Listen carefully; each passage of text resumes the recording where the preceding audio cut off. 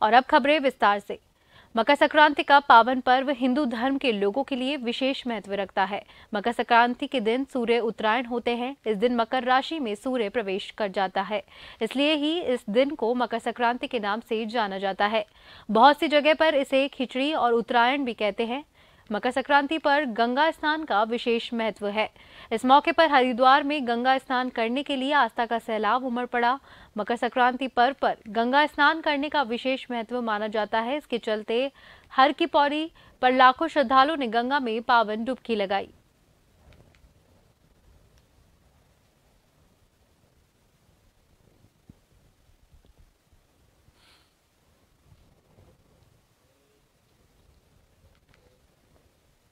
रक्षा मंत्री राजनाथ सिंह चीड़बाग स्थित शौर्य स्थल पहुंचे। यहां उन्होंने शौर्य स्थल का लोकार्पण किया और बलिदानी सैनिकों को श्रद्धांजलि अर्पित की। उत्तराखंड वॉर मेमोरियल ट्रस्ट की ओर से बनाए गए इस शौर्य स्थल पर प्रदेश के सभी बलिदानी सैनिकों का नाम अंकित है। बीते दिसंबर माह में उत्तराखंड वॉर मेमोरियल ट्रस्ट ने शौर्य स्थल को सेना को हस्तांतरित कर दिया है। शौर्य स्थल का लोकार्पण करने के बाद रक्षा मंत्री अब शहीद जसवंत सिंह मैदान में वेटरनर रैली में हिस्सा लिया। इसके बाद अब पूर्व सैनिकों और वीर नारियों को भी संबोधित किया। रक्षा मंत्री राजनाथ सिंह के साथ ही सीडीएस जनरल अनिल चौहान भी मौजूद रहे।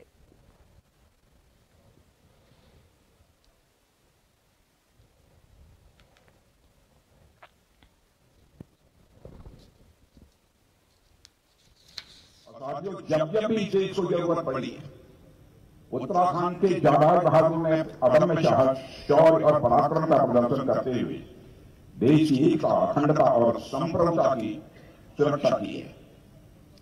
स्वतंत्रता से पहले का संग्राम हो अथवा स्वतंत्रता के बाद का युद्ध, उसमें यहां के वीरों ने अपने जान पर खेलकर राष्ट्र के आन बान शान और स्वाभिमान की सदैव रक्षा की है। वीर चंद्र सिंह गढ़वाली जिनकी आज कौन नहीं जानता, जिन्होंने अपने निजी हितों को दांव पर लगाते हुए भारत देश की स्वतंत्रता की लड़ाई लड़ने वालों का साथ दिया। इसी तरह उत्तराखंड की धरती के अनेक जांबाज सिपाही रहे हैं, जिन्होंने भारत के भविष्य के लिए अपना वर्तमान स्वाहा कर दिया। साथियों, कारगिल वार में दुश्मनों को धूल चटाने में उत्तराखंड के जवानों ने बहुत ही महत्वपूर्ण भूमिका का निर्वाह किया है। राष्ट्र की वेदी पर जब आहुतियां पड़ने लगी तो क्या देहरादून, क्या पिथौरागढ़, क्या उत्तरकाशी, क्या उधम सिंह। मुख्यमंत्री पुष्कर सिंह धामी ने कहा कि आज कोई भी दुश्मन अब हमारी तरफ आंख उठाकर देखने की हिम्मत नहीं करता। आज देश की सुरक्षा में लगे सैनिकों को दुश्मन की गोली का जवाब देने के लिए सरकार की अनुमति लेने की जरूरत नहीं पड़ती। एक समय था जब अलगाववादी, जिहादी और आतंकवादी आदि की गोली आने पर सरकार से पूछना पड़ता था।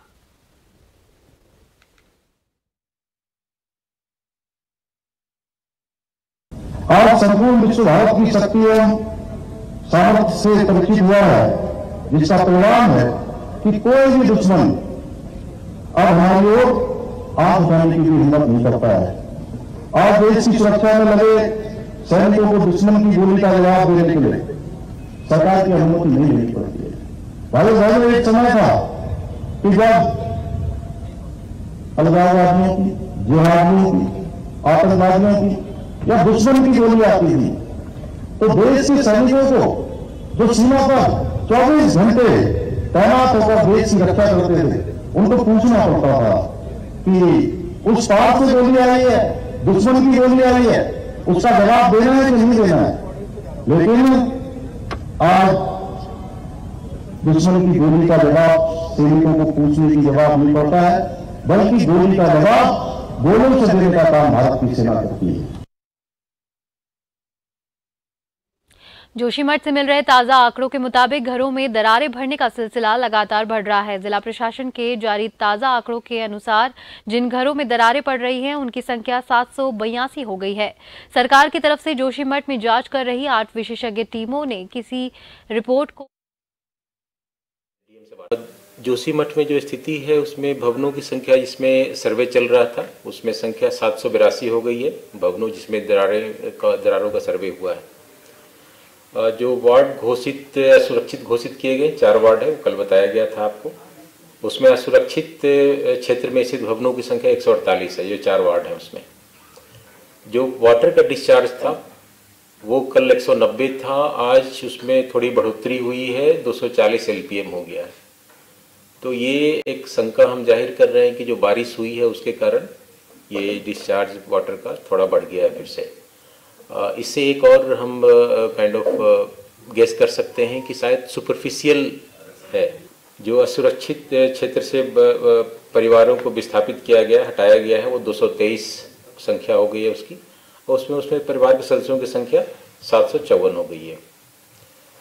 बाकी अस्थायी रूप से चिन्हित राहत शिविर हैं, वो जोशीमठ में 615 कक्ष सुरक्षित किए गए हैं, उस 615 जिसकी क्षमता है 2190। कांग्रेस के पूर्व प्रदेश अध्यक्ष गणेश गोदियाल ने आज प्रेस कॉन्फ्रेंस की और सरकार को आड़े हाथों लिया। गणेश गोदियाल ने जोशीमठ मामले को लेकर धामी सरकार पर निशाना साधते हुए कहा कि कल हुई कैबिनेट बैठक में जोशीमठ के लोगों को बहुत उम्मीदें थी, लेकिन सरकार ने कोई ऐसा निर्णय नहीं लिया। हर मौके पर उत्तराखंड के कल की कैबिनेट की बैठक में सरकार ने इस आशय का कोई प्रस्ताव, सिर्फ ये बोलकर अपने फर्ज की तीसरी कर दी कि जो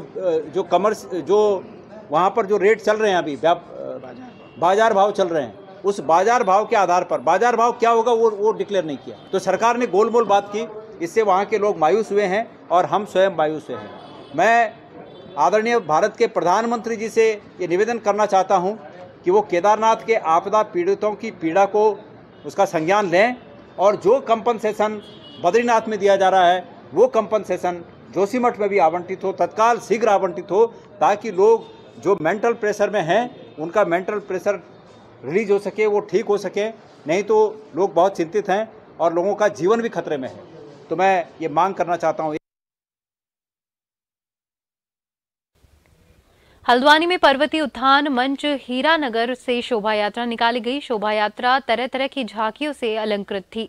सबसे आगे लगी थी हमारे पहाड़ के न्याय देवता चितई गोल्यूस की झांकी। दूसरे नंबर पर छात्र संघ ने जोशीमठ के हित में झांकी निकाली थी। तीसरी झांकी महिला सशक्तिकरण को दर्शाते हुए श्री पंचेश्वर मंदिर वालों के निकाली थी, जिसमें एक रथ में राम लक्ष्मण सीता तो दूसरे में झांकी का अनुगमन कर रही थी डिफेंस एकेडमी वालों की झांकी, जिसका संदेश था सशक्त राष्ट्रीय संकल्प और देश में जातिवाद, क्षेत्रवाद, भाषावाद और सांप्रदायिकता को नष्ट कराकर।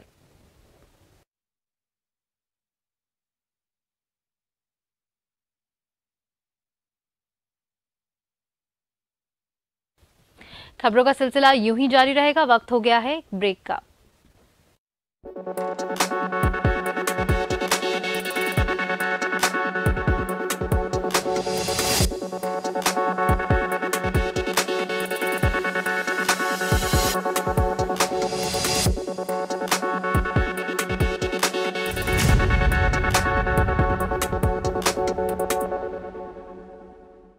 कृषि और बागवानी, सगंध पुष्प उत्पादन, जड़ी बूटियों को प्रोत्साहन, जैविक क्लस्टर और आउटलेट की स्थापना, पीएम सम्मान निधि से किसानों का समृद्ध हो रहा जीवन। प्रदेश में जैविक खेती की व्यापारिक संभावनाओं को बढ़ाने के साथ साथ जड़ी बूटी और सुगंधित पौध आदि के क्षेत्र में अपार संभावनाओं के द्वार खोल रही सरकार। प्राकृतिक कृषि उत्पादों की बढ़ती मांग का ज्यादा से ज्यादा मुनाफा राज्य के किसानों को मिले, इसके लिए स्टेट मिलेट मिशन संचालित किया जा रहा है। उत्तराखंड के काश्तकार पहाड़ में प्रचलित परंपरागत खेती में आधुनिक तकनीकी ज्ञान को शामिल कर भूमि की उत्पादकता के साथ फसलों का उत्पादन बढ़ा रहे हैं। काश्तकारों की मदद कर किसानों की आय और उनके जीवन स्तर में अभूतपूर्व परिवर्तन लाया जा रहा है। इस बार के कृषि बजट में कृषि को हाईटेक बनाने के साथ साथ प्राकृतिक कृषि पर भी अभूतपूर्व रूप से फोकस किया गया है। आत्मनिर्भर प्राकृतिक किसान योजना में प्राकृतिक खेती को बढ़ावा देने के लिए 10 करोड़ रुपए का प्रावधान किया गया है। 5 करोड़ रुपए से प्राकृतिक कृषि नमामि गंगा कॉरिडोर को शुरू किया जा रहा है और प्रदेश की कुल कृषि योग्य भूमि में से 2.17 लाख हेक्टेयर क्षेत्रफल को जैविक कृषि के तहत विकसित किया गया है। प्रदेश के किसान भाइयों को समृद्ध बनाने के लिए धामी सरकार अनेक कल्याणकारी योजनाएं चला रही है। पर्वतीय क्षेत्रों में बारानी खेती को नई ऊंचाई देने के लिए उत्तराखंड जलवायु अनुकूल बारानी कृषि परियोजना को मंजूरी मिली, तो वहीं फार्म मशीनरी बैंक में कृषि उपकरण उपलब्ध कराए जा रहे हैं। किसान भाइयों को 3 लाख और महिला स्वयं सहायता समूहों को 5 लाख तक का ब्याज मुक्त ऋण दे रही है सरकार। एरोमा वैलियों के साथ साथ जैविक चाय बागान भी विकसित किए जा रहे हैं। पहाड़ के उत्पादों को ज्योग्राफिकल इंडिकेशन दिलाने के लिए भी राज्य सरकार बढ़ा रही है कदम। समृद्ध हो किसान, खुशहाल हो प्रदेश, धामी सरकार का यही है मूल उद्देश्य।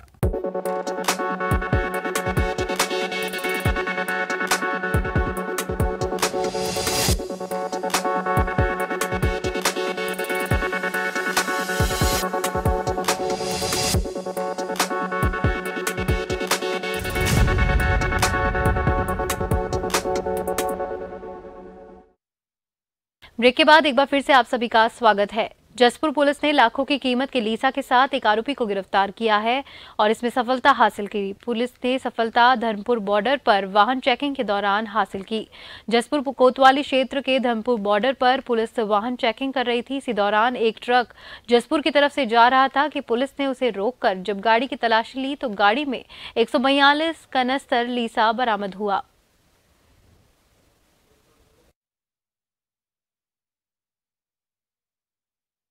चेकिंग के दौरान सूचना प्राप्त हुई थी कि एक ट्रक में अवैध लीसा ले जाया जा रहा है, जिसमें 2 ड्राइवर हैं और 142 टन लीसा है। तो चेकिंग के दौरान इस ट्रक को पकड़ा गया है। इसमें लगभग 142 टन लीसा है, जो कि 2000 लीटर के करीब है और इसमें 2 ड्राइवर थे। एक ड्राइवर को मौके से अरेस्ट किया गया है, दूसरा ड्राइवर फरार हो गया था और इसके साथ साथ इनके द्वारा बताया गया है कि ये ऋषिकेश से रुद्रपुर इस ट्रक को ला रहे थे। कोई भी डॉक्यूमेंट इनके पास मिला नहीं और इसके अलावा एक गाड़ी जो कि वाहन स्वामी बताया जा रहा है, ट्रक का स्वामी बताया जा रहा है, वो इन्हें एस्कॉर्ट करके ला रहा था और उसने भी पुलिस चेकिंग को। दक्षिणायन से उत्तरायण में सूर्य भगवान के प्रवेश करने पर पवन पर्व पर मकर संक्रांति जहां केरल में पोंगल के रूप में मनाया जाता है, तो वहीं उत्तर भारत में ये पर्व उत्तरायणी पर्व के रूप में मनाया जाता है। देश के उत्तर भारत में मकर संक्रांति का पर्व बड़े ही हर्षोल्लास और धूमधाम के साथ मनाया गया। 14 जनवरी 2023 में कोरोना से 2 साल मुक्त होने के बाद हमने उत्तरायणी मकर संक्रांति मंदिर माँ चामुंडा देवी मंदिर परिसर में किया। इस कार्यक्रम में हमने हल्द्वानी की टीम, सांस्कृतिक कार्यक्रम की, छोड़िया नृत्य बागेश्वर की और हमारे यहाँ बलराम प्रजापति की टीम को उनको निमंत्रण दिया। इसके अलावा हमने 5 स्कूलों को भी जो इसमें कंपटीशन में भाग ले रहे हैं उनको भी निमंत्रण दिया। इसके अलावा हमारे यहाँ जो कॉलोनी में 5-6 टीमें हैं बच्चों की, वो भी इसमें जो है भाग ले रहे हैं। हम लोग हल्द्वानी से आए हैं और हम उपमा कल्चर आर्ट की तरफ से आए हैं और अब तक हम काफ़ी जगह जगह प्रोग्राम कर चुके हैं, मुंबई, दिल्ली, लखनऊ, गुजरात। सौभाग्य की बात है और आज सूर्य देव उत्तरायण के में प्रवेश करते हैं और दूसरा क्या है कि हम ऐसे प्रदेश के रहने वाले हैं जहां वास्तव में देवी देवताओं, ऋषि मुनियों का प्रदेश रहा है और इस संस्कृति की रक्षा में सारे लोग लगे हैं। सब लोगों की आहुति इसमें पड़ती है और माँ चामुंडा को तो बहुत आशीर्वाद है। इस काशीपुर को सारी जनता वास्तव में चामुंडा की बहुत भगत है और माँ चामुंडा। जेतपुर घोसी प्राथमिक विद्यालय में हुई चोरी का पुलिस ने खुलासा कर दिया है। चोरी के सामने के साथ एक आरोपी को गिरफ्तार किया है, वहीं एक आरोपी अभी भी फरार है। एसपी अभय सिंह और सीओ वंदना वर्मा ने ITI थाने में घटना का खुलासा करते हुए बताया कि राजकीय उच्च प्राथमिक विद्यालय जेतपुर घोसी के प्रधानाध्यापक प्रमोद कुमार ने ITI थाने में चोरी की रिपोर्ट दर्ज कराई थी।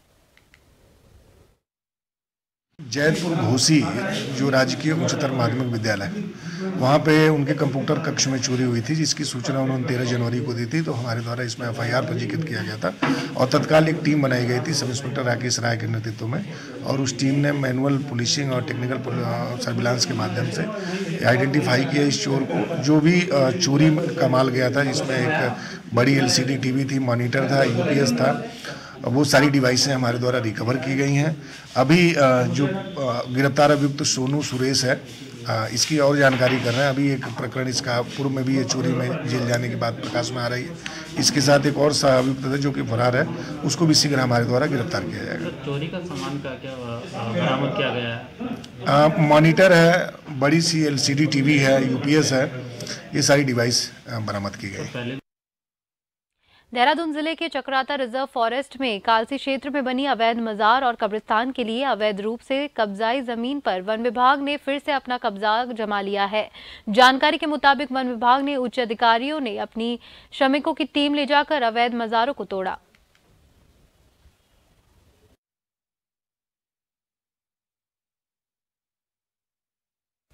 जोशीमठ में बद्रीनाथ नेशनल हाईवे के समीप 2 बहुमंजिला होटल के पहली मंजिल का ध्वस्तीकरण कार्य शुरू हो चुका है। SDRF और NDRF की टीम लगातार होटल को तोड़ने में लगी हुई है। शासन और प्रशासन की टीम मौके पर मौजूद है।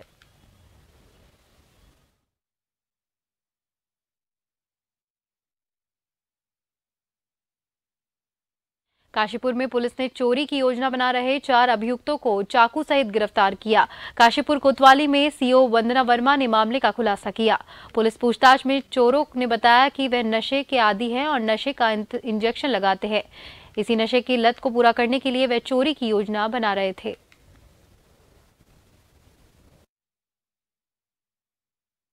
इंचार्ज के द्वारा चेकिंग के दौरान कुछ 4 संदिग्ध युवक पाए गए थे, जिनके पास कुछ अवैध चाकू थे और उसके अलावा इनके द्वारा कुछ चोरी की योजना भी बनाने का प्रयास किया जा रहा था। और इनसे जब पूछताछ की गई, इनकी ID मांगी गई, तो ये कुछ भी वैलिड चीज़ दिखा नहीं पाए। इसके बाद चौकी इंचार्ज ने इनको तत्काल मौके पर अरेस्ट किया है और इनको माननीय न्यायालय के समक्ष पेश किया जा रहा है।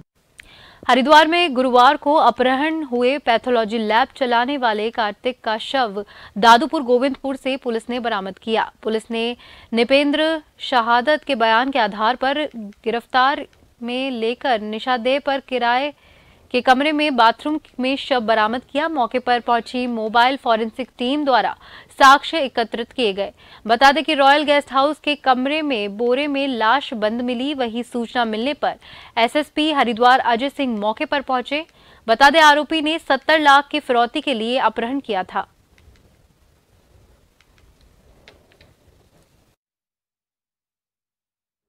पुलिस टीम ने हर जगह के जो CCTV एनालिसिस और मोबाइल ट्रांजैक्शंस बैंक ट्रांजैक्शंस की थी, उसके आधार पर जो है 2 लोगों को पकड़ने के बाद पूछताछ में इस मर्डर का खुलासा हुआ।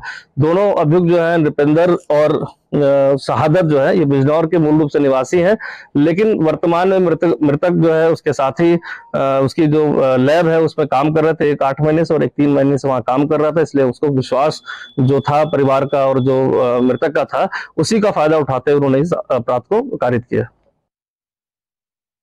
उत्तरकाशी में कल से मौसम खराब चल रहा है। वहीं बात की जाए उत्तरकाशी के निचले इलाकों की, तो यहां पर भी बारिश हुई और ऊंचाई वाले इलाकों में तो जमकर बर्फबारी हो रही है। इस सीजन की सबसे ज्यादा बर्फबारी मुखवा में और हर्षित घाटी में हुई। वहीं गंगोत्री धाम में करीब 1 फीट बर्फबारी हो चुकी है। आज भी बादल छाए हुए हैं और ऊंचाई वाले इलाकों में हल्की बर्फबारी हो रही है।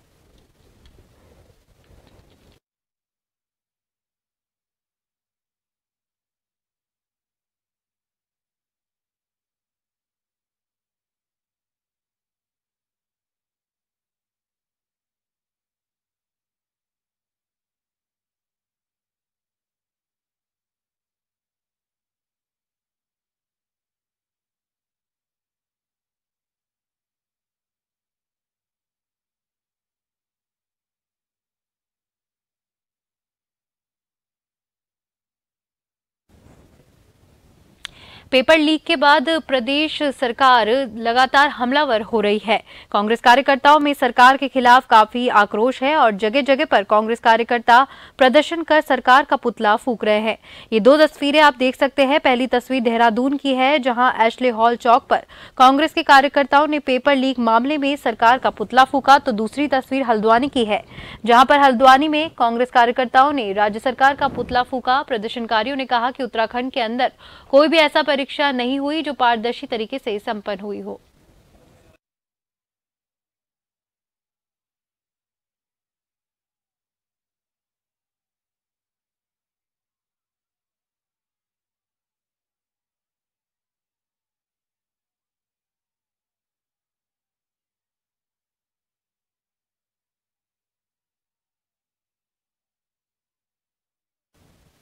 लालकुआं में भव्य शोभा यात्रा निकाली गई। उत्तरायणी एवं लोहड़ी मेले के दूसरे दिन मेला कमेटी के तत्वावधान में नगर में विशाल भव्य शोभा यात्रा निकाली गई, जिसमें विभिन्न प्रकार की झांकियां सजाई गई थी। उक्त झांकियां दोपहर को मेला प्रांगण से प्रारंभ हुई, जो कि संपूर्ण शहर में घूमती हुई वापस मेला परिसर में संपन्न हो गई।